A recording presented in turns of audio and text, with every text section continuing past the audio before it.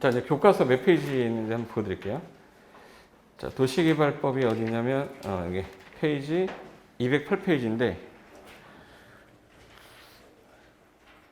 그 208페이지에 얘는 이제부터는 도시개발법으로 바뀌어요. 도시개발 사업을 하겠다, 안 하겠다. 이거는 도시개발법으로 넘어와서 거기 208페이지 그림 보시면 광역도시계획, 도시군 기본계획, 도시군 관리계획 밑에 보시면 도시군 관리계획에서 결정원자라고 해서 동그라미로 이제 파란 색깔 진하게 된 사람 있죠. 그 사람이 이제 결정하는 사람인데 이 사람이 지정권자예요. 지정권자. 시도지사 대장, 예외국장이 오른쪽에 1, 2, 3, 4, 4번에 도시개발 사업을 하려면 요 결정하면서 오른쪽 화살표에 개발구역 플러스 개발계획이 써 있죠. 구역을 지정하면서 앞으로 어떤 도시로 만들겠다는 계획에 대한 방향성을 같이 제시해야 돼요. 그래서 밑에 개발구역 플러스 개발계획 밑에 지정권자라고 써 있죠. 지정권자가 구역을 지정하면서 개발계획을 어떻게 짜겠다라는 계획도 같이 짜면서 하는 건데 여기에 개발계획의 내용에 수용 방식으로 할지 환지 방식으로 할지도 정해져 있습니다. 그래서 이제 밑에 있는 전국 땅 중에 일정한 요건이 맞으면 지정해주겠다 해서 얘는 면적 요건이라는 게 있는데 나중에 이제 저 숫자는 나중에 외울 거예요. 같이 외울 건데 자 개발행위를 하다가 이제 도시개발 사업으로 가는 건데 최소 면적 기준이라고 돼 있어요. 예를 들어서 여기가 주거지역인데 이렇게 주거지역이야. 근데 여기가 만약에 9,000제곱미터다. 그럼 여기는 개발구역 지정이 안 돼요. 근데 여기가 주거지역인데 12,000제곱미터다. 이거 지정 가능합니다. 그럼 어떤 데는 지정되고 어떨 때는 지정이 안 된다. 어떤 기준이 있어야 될 거 아니에요? 주거지역은 1만 제곱미터 이상 잡아놨어요. 주거지역 얼마를 잡았다고요? 1만. 그래서 여기 그 화살표에 뭐 주거지역, 상업지역 1만으로 가 있고 생산녹지, 자연녹지 1만 가 있죠. 그 화살표가 있는 게. 공업지역은 3만 이상, 도시바깥은 30만 이상 뭐 이렇게 가 있는 거는 나중에 저랑 외울 건데 일단은 최소 면적 기준이 1만 제곱미터 이상이 되면 지정이 가능한데 그럼 1만 제곱미터 이상이 안 되면 지정이 안 된다. 여기는 사적 개발 행위로 하는 거고 도시개발 사업을 하려면 주거지역은 최소 얼마 이상일 것? 1만. 나중에 숫자랑 용도지역 연결해 놓고 틀린 거 고르세요도 나중에 돼요. 그래서 숫자는 나중에 한꺼번에 외우면 되니까 스트레스 받을 필요 없습니다. 뭐 나올 때마다 그거 외우고 까먹고 하지 마시고 한꺼번에 이건 나중에 외우면 되겠구나 이렇게 하시면 돼. 그리고 오른쪽에 거기 209페이지 가면 도시개발법의 용어정의라고 나올 거예요.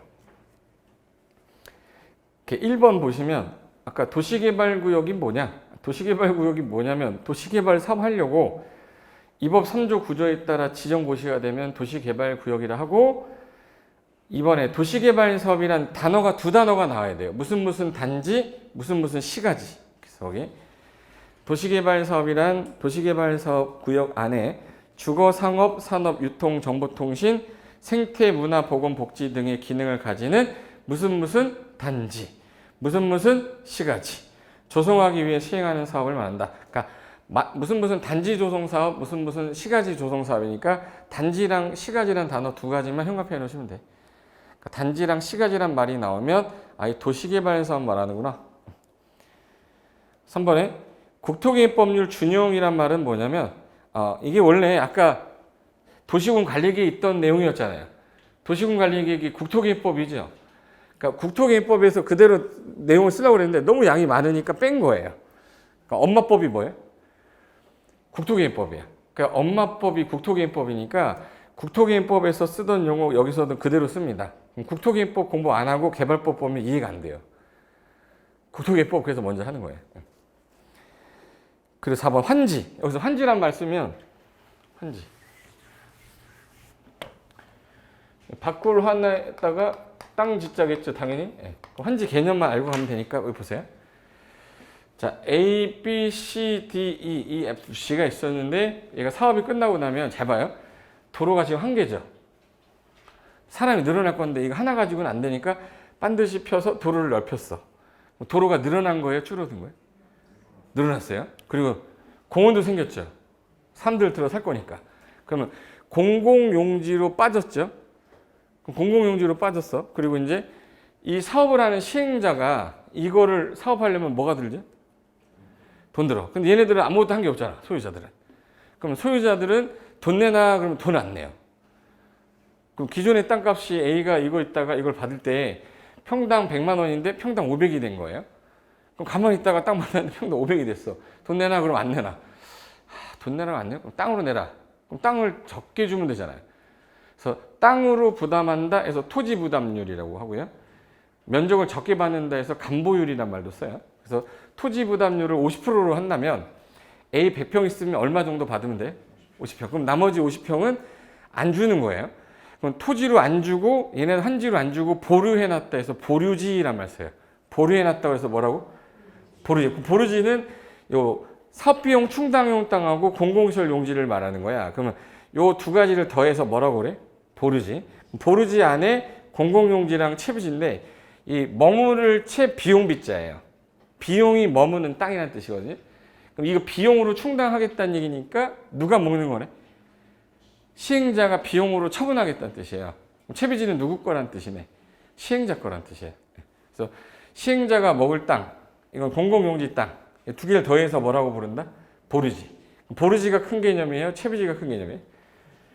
그래서 채비지보다 보류지가 이게 두 개 다 더해서 보류지니까. 그래서 채비지란 사업 시행 자금 마련을 위해 외부인에게 매각해서 시행 비용으로 쓰는 땅을 채비지라고 합니다. 그럼 여기 보세요. 요 땅 중에서 요거 초록 색깔 부분을 전체 환지로 줬어요? 환지로 안 줬어요? 안 줬으니까 이거 보류지를 한다고. 그 중에 시행자가 먹을 땅 요거는 뭐라 부르고? 채비지. 요거 나머지를 공공시설 용지라고 그래요. 그럼 채비지 요거랑 공공시설 용지 두 개를 더해서 뭐라고? 보류지. 그럼 보류지 안에 채비지가 들어있는 거예요. 그러니까 50%를 뺐다. 그럼 여기 한 20%, 여기 30%, 여기 25%, 뭐 25% 이렇게. 이건 사업비용으로 뭐 하고요? 충당. 그래서 이제 그럼 기존에 있던 A 땅하고 B 땅이 받을 때 어떤 사람은 땅을 더 크게 받을 수도 있고 어떤 사람은 땅을 좀 더 적게 받을 수도 있죠. A 같은 경우는 오히려 땅을 너무 작아서 좀 더 줘야 돼. 작으니까. 그리고 얘 크니까 좀 줄여야 돼. 더 받으면은 증에서 받았으니까 증환지. 덜 받았어요. 그럼 덜환지는 좀 없어 보이잖아요. 감환지라고 그래요. 근데 면적을 제대로 받았다 그러면 적응환지라고 하고. 그래서 이건 증환지, 적응환지, 감환지 이런 개념 쓰는 겁니다. 그리고 개별환지라는 거는 내가 내 땅을 받았을 때 내 땅에다가 내가 단독대 짓겠다. 난 내 땅에다가 뭐 근생 짓겠다. 근데 여러 명이 요 전체 땅을 같이 받아가지고 아파트를 짓는 거야. 공동환지라고 그래요. 그러니까 여기 공동환지, 공동주택 받겠다 해서 공동주택 아파트 용지를 받아서 나중에 자기네들이 아파트 건설 사업을 할 수 있게끔 해놓은 땅이에요. 그래서 아파트 분양권을 나중에 받을 수도 있겠다. 여기 이제 집단환지. 그럼 이제 마곡지구인데 여기 보시면 마곡지구 같은 경우는 마곡지구 만든 이유가 집 지려고 한 거예요? 산업단지, 일자리 창출이에요. 그래서 여기 주거지역보다 산업단지가 더 많아. 그래서 지산 이런 것들도 많고. 그래서 요거 일자리를 만들었으니 집은 있어야 될 거 아니냐 이렇게 되는 거지. 그래서 요게 이제 마곡지구 도면이고 한번 물어볼까? 이게 개발구역인데 여기 지역은 땅값이 쌌어요. 여기는 좀 땅값이 비쌌어. 땅값이 싸면 뭐 하면 되지? 수용하면 돼요? 바꿔주면 돼? 수용. 비싸면 환지. 그럼 싹 수용해서 뭐 지면 되겠네? 싹 해서 아파트 졌어요. 비싸니까 얘는 땅으로 돌려줘야죠. 땅 돌려주니까 환지. 이렇게 되는 거예요. 두 가지 섞어 썼으니까 뭐예요? 혼용 방식이에요. 그래서 땅값이 다른 지역에 비해 되게 비싸면 무슨 방식으로 가고? 환지. 집단적으로 조성하기 위해서는 무슨 방식? 수용. 두 가지를 섞어 썼을 때는 혼용 방식. 그런 표현 쓰는 거예요. 용어 정리만 해도 돼. 그럼 수용 방식은 기존에 있던 토지 전체를 야 얼마면 돼? 얼마면 나한테 올 수 있는데? 그럼 A한테 돈 주고 다 사는 거죠. 뭐가 많이 든다는 얘기네. 비용이 많이 드는 대신 시간은 적게 들겠죠. 그래서 시간은 줄이되 비용 많이 들어요. 수용 방식. 그래서 집단적으로 싹 밀어서 주상목록 조성해서 토지 공급하는 형태고, 여기 환지 방식은 A야 나가 있어, B야 나가 있어, 나중에 이거 줄게, B 이거 줄게. 대신에 여기서 너 땅을 좀 줄일 거야. 아까 감보율, 토지 부담률 했죠. 그래서 환지로 안 주고 빼놓은 땅 무슨 땅이라고 했죠? 보르지. 그중에 사업비용 충당용 땅을 공공시설용지 더해가지고 보르지라고 했잖아요. 근데 100평 있던 애가 감보율이 50%면 얼마 받아야 정상인 거예요? 얼마 받아야 돼? 50평. 제대로 받았으니까 뭐예요? 정환지. 40평 받게 되면 덜 받았으니까 감환지. 60평 받으면 더 받았으니까 증환지. 이렇게 표현을 이렇게 한다고. 나 안 받을래요. 돈 주세요. 환지로 정하지 않았다. 아, 이거 죽겠네. 답답해서. 여러분 가만히 있으니까 괜찮죠? 이거 말을 계속 하는데 이게 목에 그 무슨 가루가 넘어가는 것 같아. 내가 어저께 이거 10시간 강의하고 왔거든요. 아침에 일어났는데 눈이 안 떠지는 거야. 내 얘기 해봤자 뭐 너는 그 직업이잖아. 근데 고통 모르지 뭐. 100평인데 안 받겠대요. 돈 받고 떠나는 거야. 돈 받고 떠나는 건 뭐라고 그러죠? 환지부정. 원래 환지 불지정인데 지읒 앞에 리을 탈락이 있거든. 환지 부지정이라고 그래요. 환지 뭐라고? 부지정. 환지로 정하지 않겠다. 하나 더 있어요. 여기 땅을 내놨는데 나중에 시행자가 채비지에다가 아파트 짓는 경우 있어요. 아파트로 받겠다. 이건 아파트로 받는 거죠. 땅을 땅으로 안 받고 아파트로 받았어. 입체적 권리 변동 생겼죠. 입체한지라고 그래. 무슨 한지? 입체한지. 그러니까 이제 표현이 좀 많이 나오고 좀 복잡하기 시작한 게 뭐냐 이거. 환지 방식이에요. 근데 이게 이제 여기서 쓰던 표현을 정비법 가면 자, 내가 기존에 있던 집이 3억짜리 집이었는데 새로 이제 싹 밀어가지고 아파트를 지었는데 3억짜리 집 갖고 있던 사람이 4억짜리 집을 신청했어요. 그럼 나는 몇 억을 내야 되는 거네. 1억을 내야 되는 증환권이라고 그래요. 증환권. 3억짜리 집 있었는데 나 혼자 사니까 나 2억짜리 집 그냥 24평짜리 받을래요. 그럼 얘는 무슨 환권? 감환권이라고 그래요. 나 3억짜리 집 있는데 그냥 나 3억짜리 아파트 받을래요. 마침 딱 맞아. 그럼 적응환권이 돼요. 안 받게 되면 환지 부지정 개념 되는 거고. 그럼 어디 있는 개념을 그대로 갖다 쓰는 거예요? 환지 개념을 그대로 갖다 쓰는 게 정비법이에요. 그러니까 도시개발법에 쓰는 환지 방식의 개념을 그대로 갖다 쓰는 게 정비법이라 개발법을 공부하는 주 목적은 정비법을 이해하기 위해서 공부하는 거지 환지 방식 문제 맞히라고 하는 거 아니에요. 얘 틀리라고 하면 손도 못 대. 그런 거 틀어주시고 정비법 맞히자는 게. 정비법이 쉽거든. 그럼 얘 쉽게 말하면 이거예요. 자, 혼용이라는 건 뭐하고 뭐가 같이 있다는 얘기죠. 수용하고 환지가. 그럼 여기 1번, 2번, 3번, 4번 여기 있는 지역들을 쫙 밀어가지고 자, 일정한 부분은 분양도 하고 임대도 하고 어떻게 도로로 만들고 분양하고 공공시설 빼고 해가지고 거기 3, 4, 8, 6 있죠. 3, 4, 8, 6한테 돌려주는 거 이거 환지. 일부분은 수용해가지고 팔아버리고 분양하는 거야. 그리고 나중에 일정한 부분은 임대해주고 시행자가. 그래서 아까 전에 말씀드렸던 요게 도시공간관리계획 내용에 무슨 사업 있었죠? 이 사업을 하겠다라고 결정이 되면 도시개발법을 가서 이 결정했던 사람을 지정권자라고 해서 나 여기를 무슨 도시로 만들었으면 좋겠어 라는 계획을 짜서 구역을 동시에 지정한데 요 개발계획은 상위계획에 맞게끔 지정하겠다. 그래서 여기를 지정해가지고 여기가 땅값이 좀 비쌌어요. 소유자들이 모여서 그럼 뭐 설립하면 되네? 소유자들이 모여서 뜻을 같이 한 단체. 좋아. 그럼 조합이 사업을 하는 방식은 환지 방식밖에 못해요. 우리가 나갔다가 우리가 다시 들어가는 거. 무슨 방식? 환지 방식밖에 못해요. 그래서 이제 구역 지정하면서 동시에 개발계획 수립을 해서 여기가 이제 개발구역이 지정이 딱 되면 여기가 이제 사업을 진행해서 사업하는 사람을 아까 이제 뭐라 불렀냐 이것만 할게요. 사업하는 사람을 뭐라 불러요? 그럼 여기 이제 조합이 시행자가 되는 거야. 그럼 시행자가 작성하는 계획을 뭐라 불러요? 실시계획. 실시계획 작성해서 뭐 받으면 되겠네? 인가. 인가 받는데 환지 방식은 계획이 하나 더 나오는 거예요. 무슨 계획? 환지 계획 하나 나오는 거예요. 환지 계획 작성해서 인가 나오면 착수한 다음에 다 끝나면 소유권 다시 받아서 들어가면 끝나는 거다. 이게 환지 방식이에요.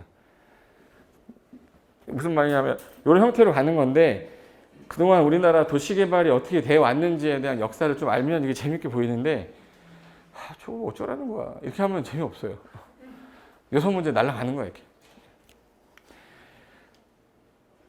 1966년이면 우리나라가 지금 전쟁이 끝난 지 얼마 안 됐을 때죠.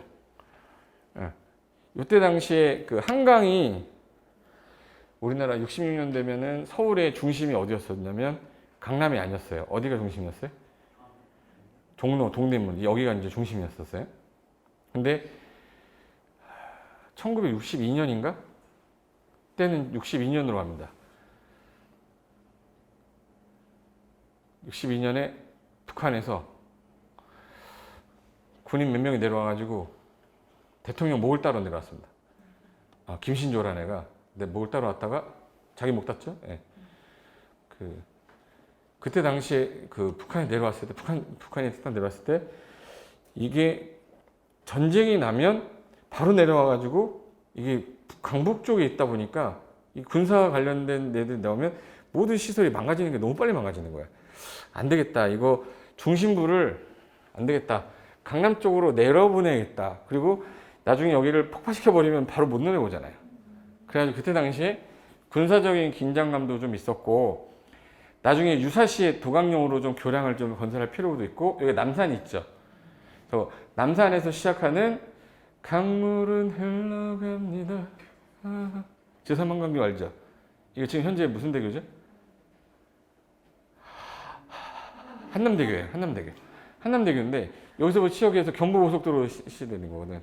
여기 그때 한남대교 건너서 이쪽이 이제 영동지구라고 그래요.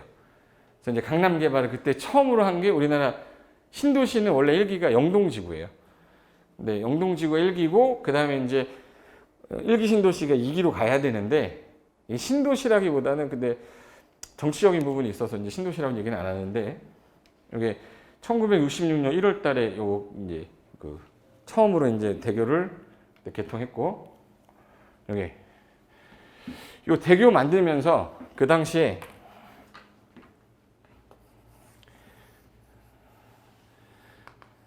우리나라면 1966년이면 우리나라 60년 되면 잘 사는 나라가 아니었는데 전쟁 직후 193개 나라 중에 183위였습니다. 183이면 최빈국이라고 그러죠. 최빈국이라고 내 친구 있는데 최빈국. 빈국아 이름을 줘도 빈국이가 뭡니까? 양국이도 아니고 양상국 이렇게 해야지. 근데 최빈국이었던 나라가 지금 우리나라 아시아에서는 이제 좀 알아주는 나라가 되는데 10위권 경제대국 10위권 안에 50년 안에 든 나라잖아. 그 나라를 만들기 위해서 아무것도 없는 나라가 잘 살기 위해서 뭘 해야 되냐. 그때 당시에 우리나라가 미국 가가지고 돈 빌리려고 했는데 미국이 돈 안 빌려줬어요. 일본한테 돈 빌려달라고 했더니 일본도 돈 안 빌려줬어요. 중국은 우리보다 더 못 살았고 뭐 중국은 거의 뭐 185위였으니까 그러니까 이제 돈 안 빌려준다니까 예전에 서독에서 총리가 방한했을 때 그 서독에 왔던 그 총리가 되게 그 호의적이어가지고 그 당시에 이제 박정희 대통령이 돈을 빌려달라고 그랬더니 한번 오래 그래서 간 거예요. 갔더니 이제 당신네 나라는 왜 이렇게 잘 사냐? 그때는 서독하고 동독이 이제 분리되어 있을 때였고 서독이 우리나라 같은 나라였어요. 그래서 당신네 나라가 잘 사는 이유가 뭡니까? 했더니 일단 밥부터 드시고 서독 총리가 아주 등치가 아주 엄청 좋았었어요. 밥 먹고 옆에 이제 박정희 대통령이 항상 옆에 그 참모진으로 해서 이제 독일어 할 줄 아는 사람을 데리고 있었는데 사진도 보니까 그 사람이 얘기하면서 통역해 주더라고요. 봤는데 당신네 나라 잘 사는 이유가 뭐야 하는데 이 사람이 박정희 대통령이 어깨가 딱 당신네 나라 잘 사는 이유가 뭐야 이렇게 가더라고. 이렇게 한 게 아니라 그 나름대로 국가 원수로 간 거니까. 근데 그 사람이 이제 식사를 하고 나서 차를 타고 쭉 가더래요. 그래 한 30분 있다가 저기서부터 여기까지 오는데 30분 걸렸지 않습니까? 옛날에는 4시간 걸리던 거리였습니다. 그래서 그 아우토반을 한번 타고 온 거예요. 고속도로를. 근데 그 독일 사람들은 그런 게 있어요. 자기네가 잘못한 거 인정하는 게 있나 봐. 그래서 자기네가 한 그 나치가 한 거죠. 그 히틀러가 만든 거예요. 군사 그 물자 하려고. 근데 나치가 비록 창피하게 우리 조상이 만든 거지만 창피한 일이지만 이것 때문에 국가가 발전하는데 도움이 되게 많이 됐다. 물자 수송이 빨라지면 수송비가 절감이 되면 물자 가격이 싸지니까 수출이 잘 되고 수출이 잘 되면 국가가 만들어내는 물건에 대해서 수익률이 높아지기 때문에 일단 고속도로 건설이다. 그래서 대한민국에 방한했을 때 대한민국은 도로가 거의 없었고 온통 산으로 눕혀 있던 그 기억이 나는데 일단 도로 건설부터 하시는 게 제일 좋겠다. 그 얘기를 하니까 그래서 그럼 돈 좀 빌려주시라고. 그래가지고 돈 빌려줄 테니까 그러면 간호원 보내주시고 광부 보내주시면 빌려주겠대요. 그래서 파독이라고 그래가지고 그때 국제시장 있죠. 그 여자 김뭐야? 김남진? 김윤진하고 그 남자 황정민 그 나오는 국제시장 영화가 파독이에요. 광부로 가고 그 간호사로 갔잖아요. 시체 닦는 거는 간호사가 우리나라 사람이 했고 광부 한 번 들어가면 24시간 안에 못 나왔대요. 그러니까 독일에서 제일 하기 싫어하는 일만 우리나라가 한 거야. 근데 그거 하면서 돈을 빌려왔는데 그때 그 돈을 받아다가 제일 먼저 한 게 경부고속도로 간 거예요. 이렇게 해가지고 태백산맥 있죠? 네. 목에 꺾여가지고 이렇게 한 거지. 이 경부고속도로를 까는데 제일 먼저 이제 불렀겠죠? 정주영 들어와. 현대건설이니까 들어와. 그리고 누구야? 이건 그 서울 도시계획 이야기 책에 있거든요. 제가 도시계획 공부할 때 역사에 있던 얘기예요. 그리고 국방부 장관 들어와. 그리고 기획재정부 장관 그 당시에 기획재정부가 아니라 재정경제부겠지. 재경부 들어와. 그래서 이제 이 설치하는데 비용 제일 적게 쓰는 사람을 이제 주려고 했더니 역시 그 현대건설 사장이라 정 회장님은 나가십시오. 너무 비싸게 부른 거예요. 그래서 제일 싸게 하는 게 군인 쓰는 거더라고. 군인 쓰는 거예요. 그래서 3교대로 해가지고 제일 저가로 해가지고 제일 빨리 아시아에서 최단 기간 안에 설치한 고속도로 하면 이제 경부고속도로예요. 경부고속도로를 딱 깔면서 그게 완공된 게 1970년 7월 7일이에요. 1970년 7월 7일인데 7월 7일인 이유가 공사하다가 여기서 터져가지고 77명이 돌아가셨어요. 그래서 7월 7일자로 이제 경부고속도로 딱 개통되고 요 라인으로부터 신도시가 만들어진 거지. 요 라인으로 만들어지면서 이제 이쪽에 이제 물자 수송한 이유가 여기 뭐 있죠? 꽃피는 부산에 생긴 거잖아. 그때 노래가 부산에 꽃피는 돌아오라고. 여기서 누구 보냈어요, 다? 여기서 누구 보냈어요? 이제 월남 보냈잖아. 꽃피면 돌아오라고. 동백섬에 꽃피면 돌아오라고 울었잖아. 네. 웃자고 그랬는데 왜 우는 거야? 네. 그럼 여기서 이제 부산항에서 이제 중국으로 해야 돼, 미국으로 해야 돼? 미국으로 수출해야 되잖아요.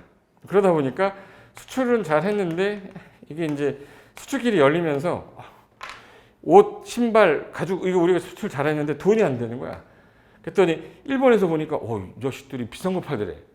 베낀 거죠. 파나소닉, 소니 얘네가 파는 거 보니까 야 우리도 가전 팔아야겠다. 더 돈 되는 거 뭐야 했더니 비싼 거 중화. 그래서 이때 태준이라는 그 육사 제자가 있는데 똘똘하니까 야, 포항에다가 제초소 만들자 해서 여기 중화공업 같은 거 만든 거죠. 그래서 이제 이쪽 라인이 이제 전부 다 뭐가 된 거예요? 중화공업 관련된 거 한 거예요. 왜? 중화공업은 열이 발생 많이 하니까 물을 갖다 써야 돼요.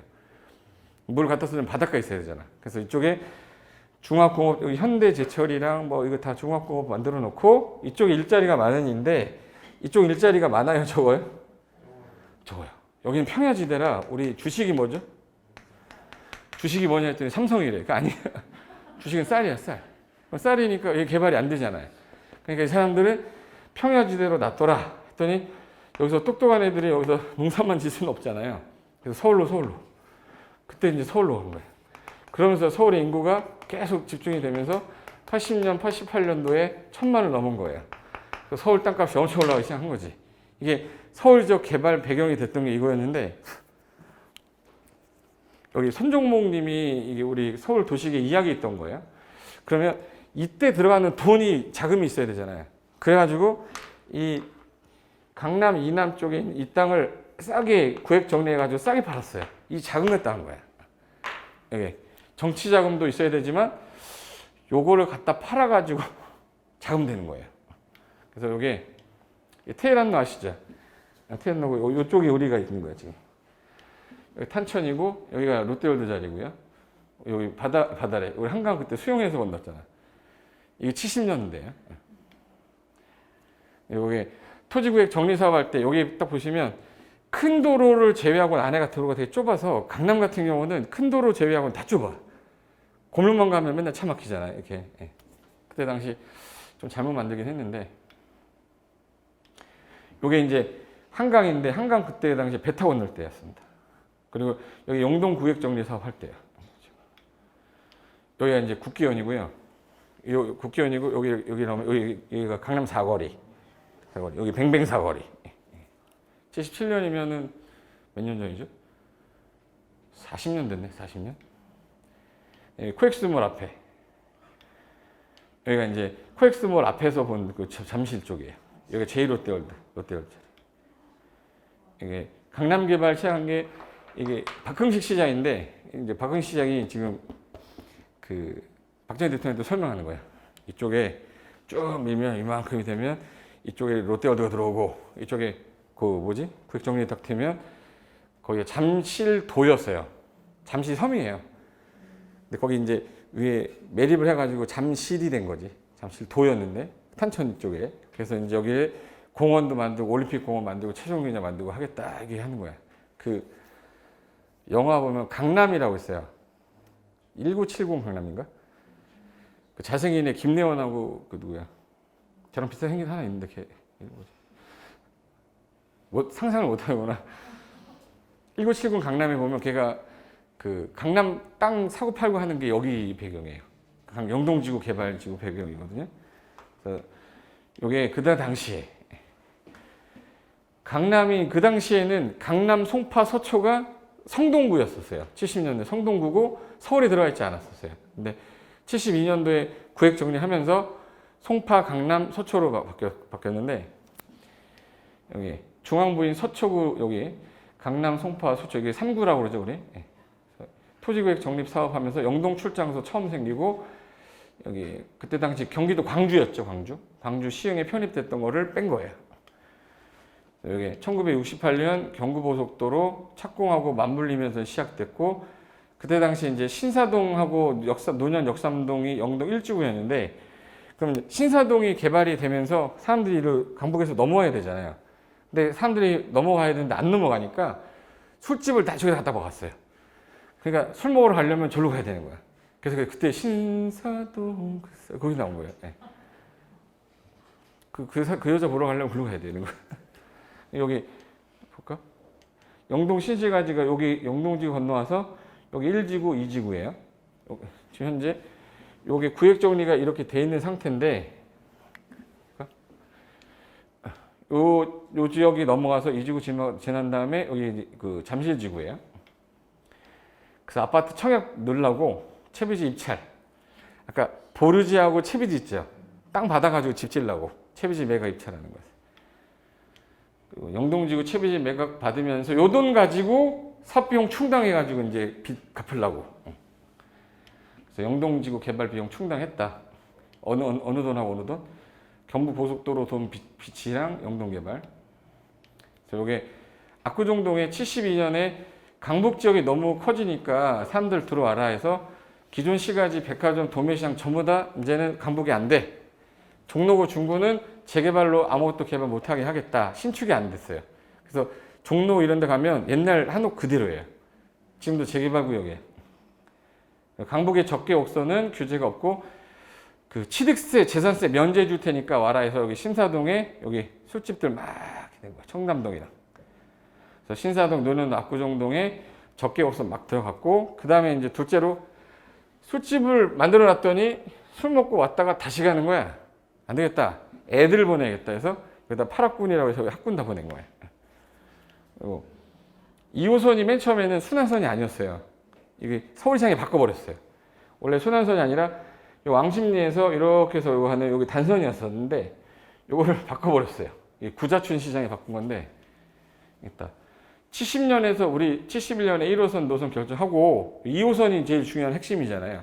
이거를 이제 그 서울 삼획 구상로 만들 때 하나, 둘 여의도까지인데 이때 종로 여의도였단 말이에요. 근데 강남 지역 개발이 안 됐을 때잖아요. 이쪽에 일자리를 만들 건데 그때 잠실이 딱 연결되면서 여기 중심이 된 거지. 그래서 요게 20분 만에 박정희 대통령이 바꿔 그래가지고 바꾼 거예요. 그래서 2호선 노선 변경할 때 강남 지역 여기가 순환선이 생기는 바람에 원래는 왕십리에서 영등포로 끝나는 거였다가 순환선이 생기면서 영등포에서 사당에서 잠실 생기면서 여기가 이제 큰 거죠. 그래서 이제 잠실이 이제 공유수면 매립하면서 이게 원래 잠실도였었어요. 이렇게 도였다가 잠실로 바꾸고 여기가 이제 잠실동, 신천동, 풍납동인데 잠실 8동까지 있고 풍납동 이렇게 해서 연결 여기까지. 그 당시에 반포에 이제 중흥 아파트 지었죠. 현대 아파트고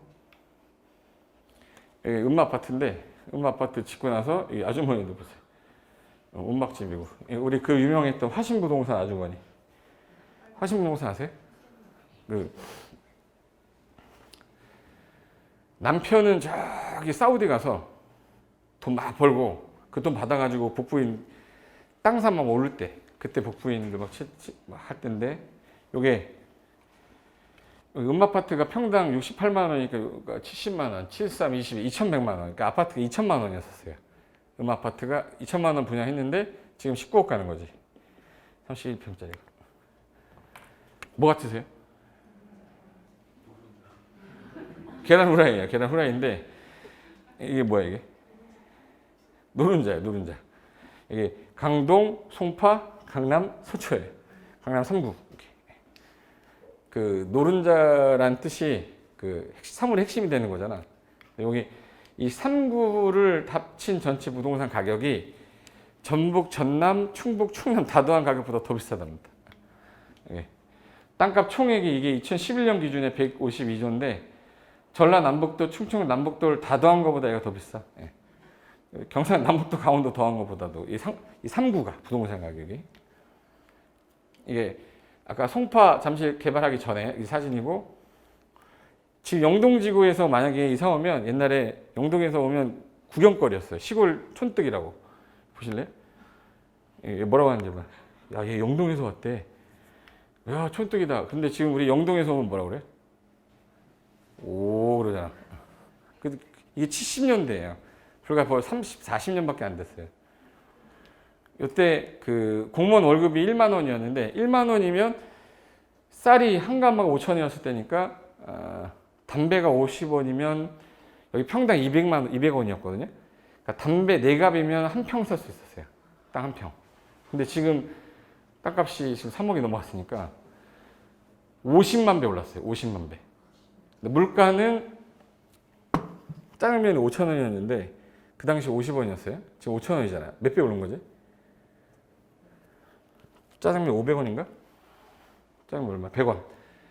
짜장면 이때 100원인데 지금 짜장면이 얼마야? 5천원이면 몇 배 오른 거야? 50배 올랐죠. 땅값 50만 배 올랐어요. 영동지구 땅을 그때 사셨어야 되는데. 여기 200원짜리가 72년도에 2004년에 1억인데 2020년 기준 3억입니다. 그러면 150만 배네. 150만 배 올랐다는 얘기는 대한민국 이런 땅 또 나와요. 세종시 쪽이야, 거기가. 세종시 제2경부고속도로 라인이고, 지금 현재 제2경부잖아, 제1경부고. 여기 이제, 강남은 그 당시 72년에 아무것도 없었고, 여기 서울광장입니다. 그러니까 서울에 있던 이 광장이 여기가 있던 거를 강남으로 옮긴 거죠. 이게 그때 당시에 이게 성동구였었다, 성동구. 성동구였는데, 3구로 나눴죠. 다 서울로 간다 이랬었는데, 그럼 서울 지역 보시면 딱 기반시설 봐야 돼요. 이제 재개발 재건축해야 되니까 기반시설이 이렇게 보면 구획 정리가 되게 잘 돼 있어요. 이렇게. 그러니까 얘는 건물도 오래되면 건물만 깔면 되죠. 근데 얘는 기반시설이 엉망이라 싹 밀어야 돼요. 안 그러면 재건축을 할 수가 없어요. 그러니까 재개발 그러면 거의 강북적일 수밖에 없어요.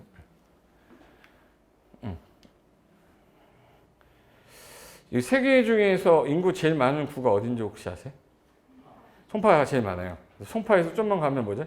위례야. 위례고 그 밑에가 판교거든요. 그러니까 판교가 지금 제일 비싼데 좀 있으면 위례가 이길 수 있어요. 그러면 P는 아직 판교가 더 높은데 위례가 지하철만 들어가면 끝나 이거. 좀 전에 강남이 강북의 2배라고 그랬는데 아파트 가격이 평당 2천이었는데 아파트가 4,500이면 그 2배잖아요. 지금도 2배잖아. 지금 강북의 아파트 7억이면 여기 14억이고 8억 됐으니까 여기 16억이잖아요. 구획 정리 된 거 보세요. 이게 도로 표시거든요. 근데 요 밑으로 뭐 지나가죠? 지하철. 지하철 표시예요. 이렇게 잘 돼 있는데 강남에서 살아야지. 예. 근데 강북은 막 이렇게 돼 있어요. 이게 강남 사거리. 우리가 여기 있는 거 지금. 70년대 사거리고 여기 국계원 있는 데고요. 여기가 코엑스 몰 이거 무역센터 있죠. 제가 이제 실무 강의할 때 쓰는 자료인데 참고로 한번 보시라고. 이 무역센터. 근데 옆에 이거 들어선 거 봐. 이때 당시에 이 땅이 그때 평당 50원에서 200원 돼가지고 여기 아마 70년대 요때 개발될 때 당시가 10,000원이 안 됐을 때예요. 3억이 넘었지.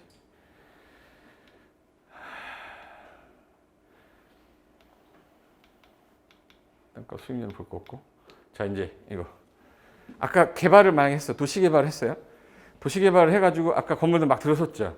그럼 이제 그 사이에 몇 년이 흘렀냐면 30년 흐르고 40년이 흘렀습니다. 근데 건물들이 슬슬 이제 뭐가 됐죠, 이제? 노후화됐어. 노후화됐는데 그 사이에 땅은 노후화되지 않죠.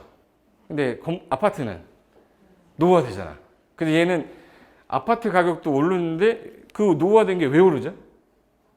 땅값 때문이에요. 네. 밑에 있는 그 압구정동 그 현대 아파트 그 아파트 땅값이냐. 1997년도에 IMF 터질 때쯤이 되면 자 이제 몇 년 됐냐면 70년대 지었던 게 지금 벌써 20년 지났죠. 97년, 98년이 됐을 때 이때가 이제 한참 부동산 경기가 안 좋아서 부동산 경기 살릴 때였었어요. 근데 이때 슬슬 뭐가 불기 시작했냐면 오래된 주택들이 다시 지어야 될 때가 됐어요. 70년대 지었던 애들이. 다시 지어야 되니까 건물을 철거하고 새로 짓는 걸 재건축을 해야 되는데 이 강남권은 뭘로 가야 돼요? 잠실에 있는 주공아파트 이런 것들은 다 뭐예요? 재건축을 해야 되고 강북 쪽은 재개발. 그냥 한두 군데가 아니에요. 312곳이 재개발 재건축구역이에요. 그러다 보니까 안 되겠다 해서 2007년에 넘어오면서 2003년에 김대중 대통령에서 넘어갔죠. 누구로? 노무현 대통령 넘어올 때 그 시장이 서울시장이 누구였냐면 그때 MB 이명박 시장이 서울시장이 되면서 청계천에서 한 건 했어요. 하고 나니까 뭐 하나 더 해야 되겠어. 그래서 재건축, 재개발을 하나로 묶어서 광역으로 하나 해보겠다. 그래서 이거는 재개발만 딱 하나 하고 딱 하나 하니까 나중에 연결이 안 되더라. 광역 재개발 하겠다 해서 새로 만든 도시에서 뉴타운이라는 걸 발표합니다. 2003년에.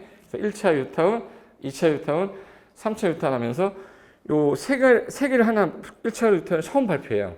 그게 첫 번째 1차 뉴타운이 어딘지 혹시 아세요? 기름 뉴타운 나왔어요. 그 다음에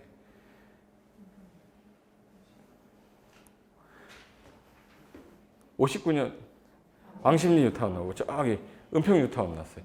그게 이제 발표 딱 되고 나니까 기존에 있던 지역을 싹 밀어서 40층짜리 초고층 아파트를 지면 주변에 기존의 기반시설 확장을 엄청 하고 주변에 무슨 국제고등학교도 넣고 그러면 기존에 강남 같은 데를 만들겠다는 거야. 그럼 옆에 있는 아파트보다 여기 아파트 되게 비싸지겠다. 사람들이 이제 투자하기 시작한 거죠. 그러면서 2003년부터 서울시 집값이 급상승합니다. 2008년까지. 근데 2008년도에 뭐가 왔죠? 서프라임 모기지 왔어요. 서프라임 모기지라는 미국발 금융위기가 97년도에 한번 왔다가 다시 또 왔는데 이때 부동산 경기가 2008년 이후로 또 이제 죽기 시작했지. 서프라임 모기지 오면서 그 기존에 있던 주택 가격이 폭락을 하기 시작하면서 막 4억짜리 아파트 2억까지 떨어졌어요. 그러면서 이제 그 HP가 나타났습니다. HP가 뭐죠? 휴대폰 아니에요? 하우스푸어. 집은 있는데 가난해지는 사람이 나타난 거예요. 4억짜리 집을 샀는데 2억이 된 거예요. 대출을 2억 받고 아버지한테 2억 받아서 집을 사서 마련했는데 옛날에 4억 주고 사면 7억이 됐었어요. 근데 4억 주고 샀는데 지금 2억이 된 거야. 갚아야 돼. 돈을 갚아야 돼. 그냥 갖고 있어야 돼. 4억짜리 집이 2억 돼 있는데 갚고 나면 2억 대출 갚고 2억 날리는 거죠. 그잖아. 그럼 그냥 갖고 살고 있으면은 뭐가 나가요? 이자가 나가잖아. 그럼 이자가 나가니까 안 되겠다. 이거 집은 갖고 있는데 계속 월세 나가고 이자 나가고 집은 있는데 가난해지는 거라.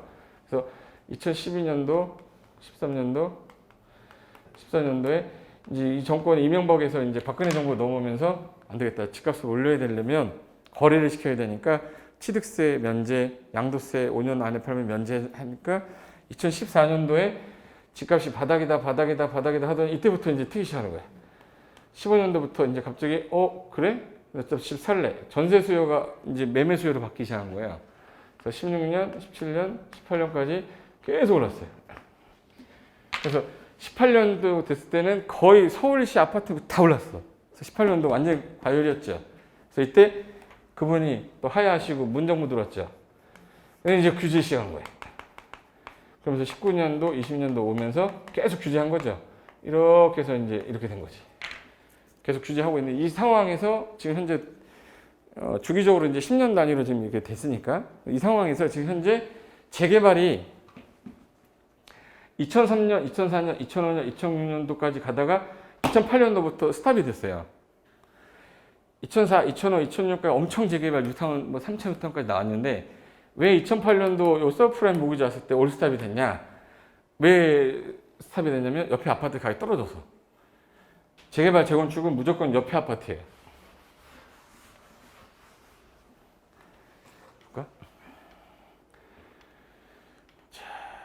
자, 일단 정비사업은 3, 40년이 지나서 노후 불량 건축물이 나타나니까 여기 지역에 자 1차 뉴타운이 여기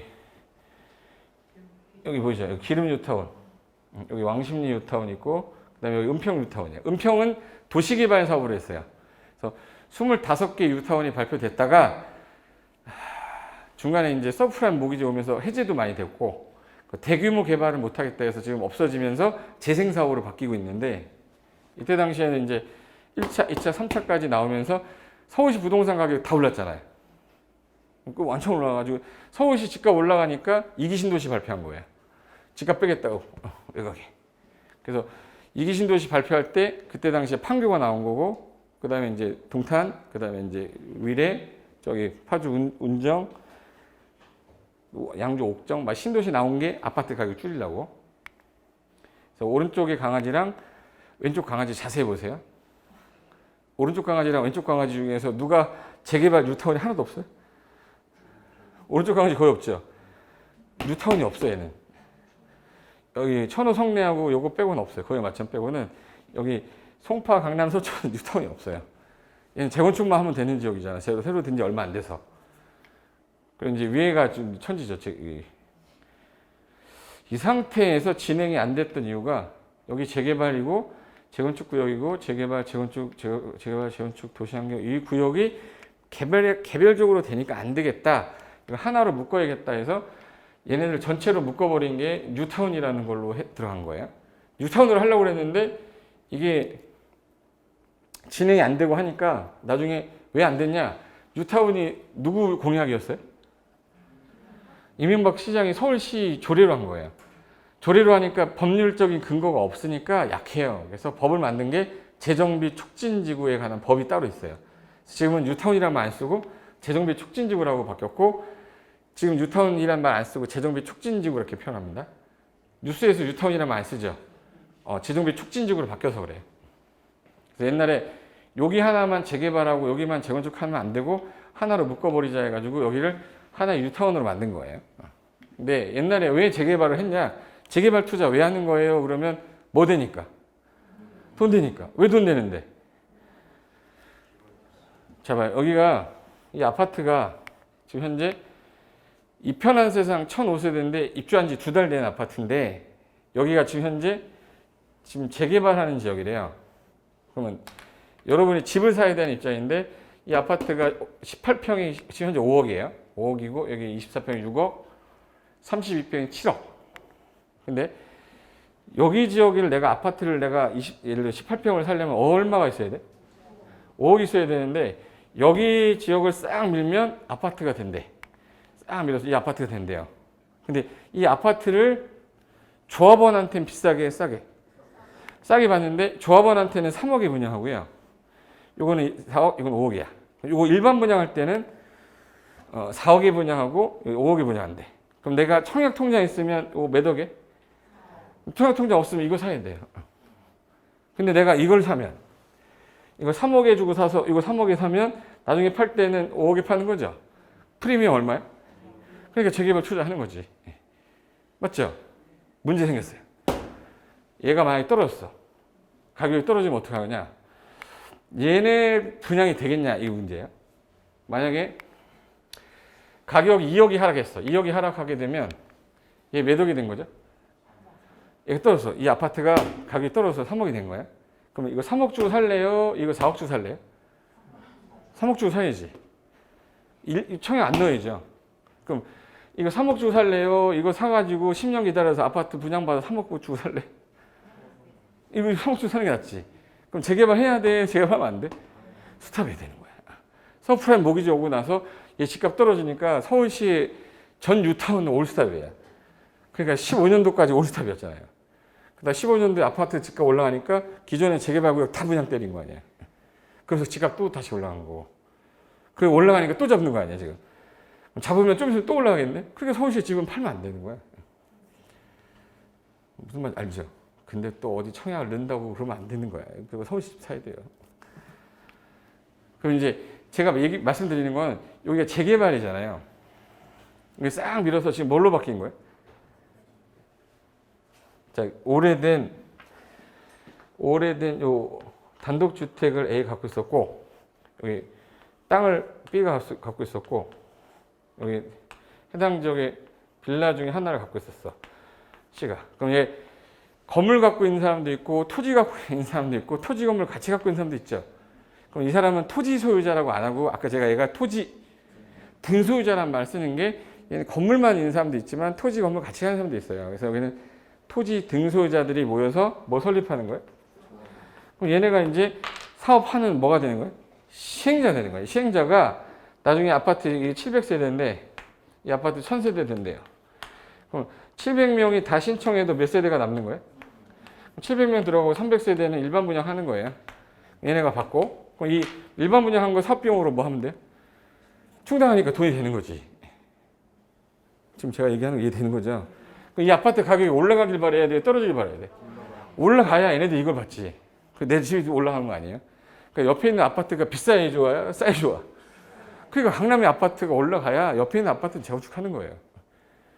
아파트가 19억 가는 이유는 옆에 있는 삼성 아파트가 30억이라서 그런 거야. 반포 아파트가 30억이니까 옆에 있는 내가 재건축하면 30억이 되는 거야. 지금 현재 그럼 강남 쪽하고 강북 쪽에서 어디 투자해야 되는 게 맞는 거예요? 그러니까 강남 들어오고 싶은데 너무 비싸잖아. 못 들어오니까 강북 가는 거지. 그러니까 주변에 아파트가 비싼 데인데 떨어지는 지역이면 가면 안 돼. 그러니까 주변에 아파트 가격이 올라가는 지역, 상승 지역에서 투자하는 거야. 그랬더니 이걸 지금 내가 그럼 이게 매물이 나왔어요. 재건축 아파트가 만약에 나왔고 재개발이 나왔어. 그럼 이거 프리미엄이라도 주고 사야 돼, 안 사야 돼? 그걸 이제 못하게 하려고 서울시를 투기과열지구 묶은 거예요. 서울시를 투기과열지구로 묶어서 조합원의 지위 양도를 금지한다. 이 규정을 넣은 거예요. 그래서 재건축은 조합 설립 인가 나자마자 못 팔고요. 재개발은 관리처분 인가 떨어지면 조합원 지위 양도가 안 돼요. 그럼 서울시는 지위 양도가 안 되니까 공급이 안 되죠. 공급이 안 되면 수요는 많은데 공급이 안 돼. 가격은. 그래서 서울시 집값 계속 올라가는 거야. 그럼 투기과열지구 해제하면 어떻게 해? 사고팔 거 아니에요, 계속. 또 올라갈 거 아니에요. 그러니까 풀지도 못하고 계속 묶어놓은 거예요. 네. 근데 내가 지금 얘기하는 게 뭐냐면 투기과열지구는 주택법에서 나와요. 주택법이 나오는데 투기과열지구에서 분양권 전매를 금지하지만 정비법상의 재건축, 재개발 조합원 지위 양도도 못하게 하고 있다. 근데 양도가 가능한 경우가 있어요. 이 사람이 해외로 이민 가는 사람이래. 근데 팔고 가긴 해줘야 될 거 아니에요. 그럼 우리 중개인 입장에서는, 중개하는 사람 입장에서는 이 사람이 지위 양도가 안 된다고 듣긴 들었는데 혹시 모르니까 혹시 파시는 목적이 왜 파시는 거예요? 물어봤더니 제가 이민을 가야 돼서요. 그럼 가능해요. 그럼 중개해도 되지. 그죠? 10억짜리면 양타 치면 얼마야? 1200만 원이잖아요. 해야지. 20억짜리면. 그럼 이 어떻게든 우리가 중개를 하기 위해서는 이 법 규정을 알아서 전제는 중개하면 안 되는 물건이지만 중개가 되는 물건이 되게끔 만들어서 계약을 해야 될 거 아니에요. 그러니까 얘는 실무에서 어쩔 수 없이 알아야 되는 내용들이야 다. 제가 지금 이거 말씀드린 건 돈 때문에 하라는 게 아니라 저거에 대한 설명을 해줘야 이 사람들이 중개할 때 계약서를 쓸 거고 이 아파트 올라가니까 사야 됩니다. 얘기를 해줘야 되잖아요. 근데 아무 얘기 안 하면 좋아요. 좋아 여기 너무 좋아. 위치 너무 좋고 학교 좋아. 안 사요 이 사람들. 피 얼마 나올 거라고 얘기해줘야 돼. 프리미엄이 현재 1억 5천인데 여기 원래 일반적으로 3억까지 가는 곳이니까 1억 5천에 피 남는다. 얘기해줘야 이 사람 살 거 아니야. 예. 근데 집값 떨어지고 있는데 프리미엄 나온다 그러면 이 사람 아무것도 모르는 사람이네 하고 딴 데 가죠. 대화가 안 되는 거야. 예. 그러니까 지금 제가 얘기하는 거는 요 지역 주변에 요 아파트가 좋아야 되는 거야. 그 지역 아파트 가격이 올라가면 좋은 거고 떨어지면 못하죠. 그럼 사업은 진행된다, 스탑된다. 스탑되겠죠. 스탑되는 이유가 아까 전에 얘기했잖아요. 아까 서프라임 모기지 와서 이 집값이 떨어지는데 어떻게 사업을 합니까? 그래서 한 올 스탑 됐다가 나중에 집값 좀 올라가니까 다 진행해서 다 분양 떨고 나갔잖아요. 제 말이 이제 되시는 거죠. 그럼 얘는 무슨 사업이에요, 얘는? 재개발하고 재건축. 무슨 사업? 자, 그럼 이제 정리할게요. 도시공계획 시설 사업이랑 도시개발 사업이랑 정비사업이 있어요. 세 가지 사업이 있어요. 이 세 가지 사업을 한꺼번에 부를 때 아까 무슨 사업이라고 했죠? 도시군 계획 사업이에요.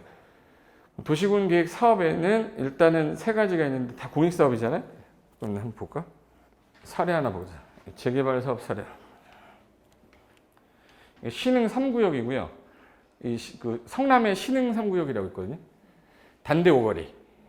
여기 신흥 3구역인데 이 집들 보이시는 게 오래된 단독주택들이에요. 재건축은 아닌 것 같지 않아요? 재개발 같잖아. 여기 싹 밀어가지고 조합원들 아파트 다시 주는 건데 정비구역을 일단 지정하기 전에 기본계획 짜서 정비구역 지정해가지고 추진위원회 구성이 돼서 얘네들 조합 설립한 다음에 사업시행가 떨어지면 관리처분계에 따라 몇 평 어디 들어갈 건 신청받아서 철거시킨 다음에 아파트 다 짓고 난 다음에 준공해서 조합원들 들어간 거거든요. 순서가.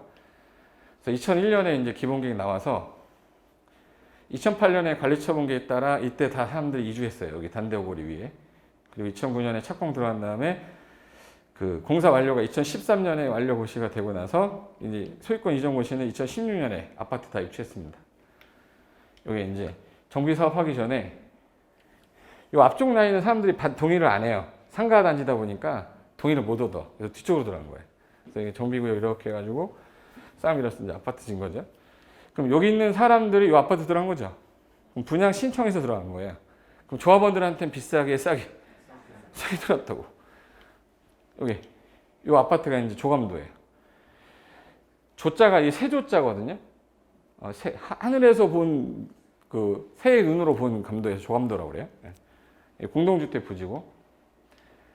그래서 공동주택 용지로 49,500은 분양할 거고 요 7,200은 임대를 하겠다. 뭐 정비기반시 용지, 근린생활 용지, 기타 용지. 그래서 요 지역인데 확대하면 이거예요. 단대오거리. 그래서 이제 여기 아파트 짓기 시작한 거 착공 들어가서 푸르지오 이렇게 된 거예요. 맨 처음에는 요 오래된 단독주택 있었는데 요 철거한 다음에 싹 밀어서 끝내가지고 아파트 푸르지오진 거죠. 그래서 결론은 공원 설치하고 도로 설치하는 사업은 뭐라고 부르고요? 도시군계 시설사업. 도시로 구획 정리하고 하는 건 무슨 사업? 도시개발사업. 기존에 있던 건물도 오래된 거 철거해서 다시 하는 거 뭐예요? 정비사업. 그래서 건물 나왔던 거는 다 정비사업이잖아요. 이 세 가지를 한꺼번에 부를 때 도시군계획 사업이에요. 이 세 가지 사업 한 바퀴 돌리는데 시험 끝날 때까지도 저 사업 시행자를 못 찾아요. 1년 지나도 시행자 누구냐 그러면 근데 오늘 처음 들었는데 이걸 찾아내면 여러분 천재야. 아, 저런 게 있구나 이렇게 가면 딱 잡으면 되는 거지. 세 가지 사업을 딱 듣고 오늘 하루 저거 다 이해를 했다. 이건 천재예요. 그러니까 저런 게 있구나라고만 기억하셔도 돼요. 무슨 말인지 알겠죠? 예. 정비 사업에 세 가지 사업 한 거고 요 세 가지가 나중에 어떻게 진행할 거냐면 아까 사업하는 사람을 뭐라 불렀죠? 시행 절차가 다 다르다고 그랬죠. 시행 방식도 다르고 요거 이제 개념만 잡아도 1년 동안 계속 힘들어요, 이거. 그래서 이거 잡아도 이제 1년이 편할 건데 아까 도시군관리계획에서 요 기반 시설이 도시군관리 결정되면 무슨 시설? 도시군계획 시설. 결정되면 무슨 사업 해야 되죠? 도시군계획 시설 사업. 요 사업하는 사람은 뭐라 그러지? 시행자. 시행자가 짜는 계획을 실시계획. 이거 인가 받고 나서 공사에 착공해줘. 착수한 다음에 공사 끝나면 준공검사 받아야 돼요. 공사 완료 고시하면 끝나는 거예요. 근데 도시개발 사업 있었어요. 도시개발 사업. 도시개발 사업 한 사람도 뭐라고 하죠? 시행자. 걔가 무슨 계획 작성해서? 실시계획. 인가 받으면 착수하는데 이건 수용 방식하고 환지 방식이 있는데 환지 방식이 무슨 계획 있어요? 환지계획. 계획이 하나 들어가는 거예요. 인가 받으면 착수한 다음에 완료되면 준공검사 받고 공사 끝났어요 라고 공사 완료 공고하는 거예요. 환지기에서 정한 대로 환지 처분한 다음에 다음날 소유권 가진 사람이 들어가면 끝난다. 이걸 소유권 이전고시라고 해서 환지 소유권 확정시키겠다. 근데 얘는 땅 갖고 있던 애한테 땅 주는 거죠. 건물 갖고 있던 애한테 건물 주는 건 정비사업이에요. 정비사업은 사업하는 사람을 뭐라 부른다고요? 시행자. 근데 얘는 사업이 몇 개라서 3개. 그래서 얘는 시시계획이라 하면 못 알아들으니까 무슨 재개발 사업시행계획, 재건축 사업시행계획, 사업시행계획이라고 그래요. 그리고 인가 받고 나서 너 18평 갈래, 28평 갈래, 30평 갈래? 라고 물어봐야 돼요. 너 18평 가 그래야 돼? 물어봐야죠. 그럼 분양시정을 받아야 될 거 아니야. 그래서 얘는 분양시정을 받아요. 그리고 나서 환지계획이라는 단어를 관리처분계획으로 바꿔만 놔요. 그리고 인가 받으면 착수해서 완료되면 준공 인가 받고 소유권 가져가세요라고 이전 고시하면 다음날 소유권 확정된다. 똑같아요. 그러니까 환지에 있던 거 그대로 바꿔서 단어만 바뀌어 이렇게. 그러니까 뭐만 제대로 하면 되는 거네. 환지 방식만. 그래서 이게 3가지 사업인데 도시군 계획에 있던 도시군 계획 사업 3가지인데 얘는 국토계획법, 얘는 개발법, 정비법인데 내용은 절차는 거의 다 비슷한 거예요. 여기서 시행자가 누구냐, 조합이냐, 조합을 설립할 때 동의 요건이 어떠냐 이게 조금씩 다른 건데 원래는 다 여기 안에 있었던 건데 달라진 거예요. 그래서 처음에 저 3가지가 있구나라는 거 알고 시작한 사람하고 법을 할 때마다 하나씩 하고 나면 나중에 하면 헷갈리기 시작해요. 근데 원래 같았다는 거다라고 알고 시작하는 거예요. 이거 오늘 이거 다 외우라는 얘기 아니에요. 아, 저게 3가지 사업인데 앞으로 하나씩 할 거구나 이렇게 생각하시면 되는 거예요.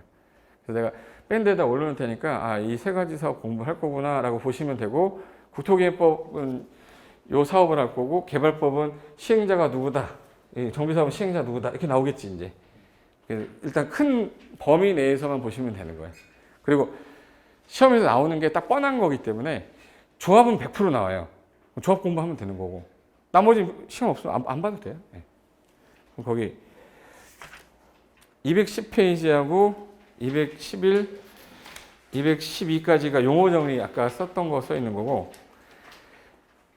그 213이 조금 전에 제가 도시개발사업 절차 해가지고 거기 구역 지정부터 환지처분 공고까지 순서 써야겠죠. 네, 그거 써놓은 거고 그 다음에 뒤에 구역 지정권자 절차 이렇게 써있는 거예요. 잠깐만 거기 보자. 여기 있다. 219페이지 가보실래요? 219페이지 가면 환지 방식의 내용에 아까 제대로 받으면 환지할 때 적응환지라고 그랬죠.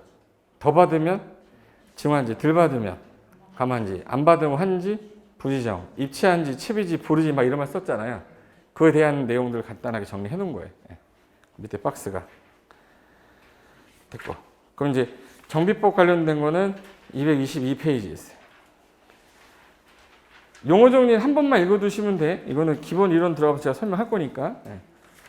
그래서 뒤에 용어 정리가 거기까지 나오는 거니까 224페이지.